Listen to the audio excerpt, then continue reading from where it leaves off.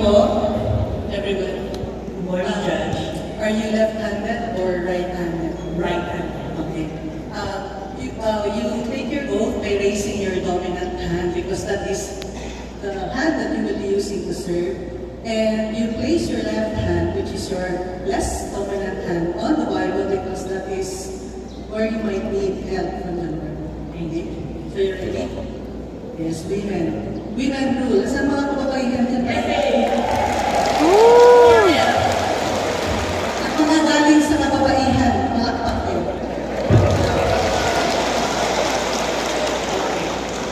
So you repeat after me. I state your name. I, Mariluz Tirso Compan Kepes, Of legal age.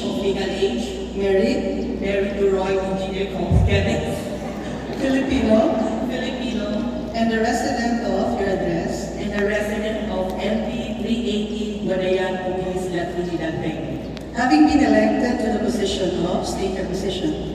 Having been elected to the position of Provincial Vice Governor, Do hereby solemnly swear do hereby solemnly swear that I will faithfully discharge that I will faithfully discharge to the best of my ability to the best of my ability the duties of my position the duties of my position and of all others and of all others I may hereafter hold and may hereafter hold under the Republic of the Philippines, under the Republic of the Philippines, that I will bear true faith that I will bear true faith and allegiance to the same, and allegiance to the same, that I will obey the laws, that I will obey the laws, legal orders, and decrees decrees promulgated by the duly constituted authorities, promulgated by the duly constituted authorities, that I impose this obligation that I impose this obligation upon myself upon myself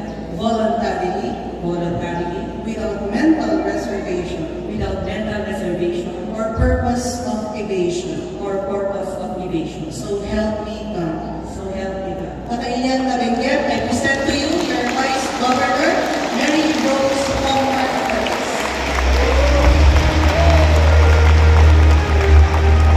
Let us now witness the signing of the oath.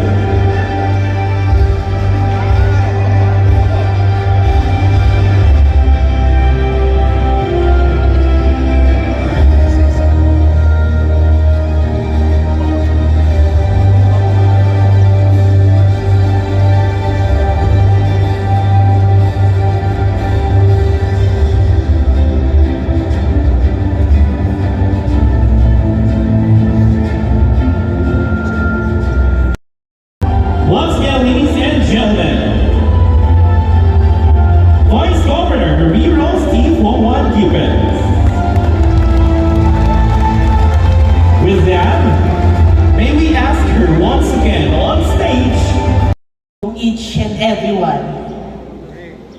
Mapteng dyan agsapa or agaw. Anda kayo imen, mayak lawa ay agaw anda kakwapin. Palakpak kayo mo niya. Iyaman anda kayo amin. Thank you, Benguet. I am so thankful to all of you who have joined us in our significant day. Those who came from the different municipalities of our beloved province of Benguet. On behalf of my colleagues here, board members of District 1, District 2, who just took their oath of office, including, because they will be included in the 12th Sangguniang Panlalawigan, the ex-officio members, board member Oliver Paos, from the Guinness class. And again, to complete the completed, of course, ang nag-iisang Congressman Eric Goya. The officials who conducted our oath of office, salamat po sa inyong lahat. But special mention to my conducting officer dahil nakarami na kami ng trabaho, partner na kami. The presiding judge of Benguet Province Family Court Branch 3, Honorable Melita Amelicia G. Del Sol Macaraig. Salamat. And all hang kami nga nagto'y samutan ta. My family, of course, my mom, my uncle, and my husband, Roy, my 4 children, Riva, Nuvan, Averson, and Aven, and Matt, and my siblings, and all relatives, friends, amin inda kayo ay tinmulong. Isungawada is na. To my dad, who is in heaven, but I believe he is now with us today. He was the very first person, to have introduced me the real essence of public service and of representing our constituents. He is the man behind, or should I say, the influence of my political career. Ustom ay banbantayan na kami is ng probinsya ay Benguet. This is it. This is it. This is the real campaign. The real campaign starts now. It is not the 45 days that the COMELEC have provided us. Actually, J 45 days, nagkakadwaan ni Kindakong, Kindagov, it was just a banding. But now, our job, our function starts now.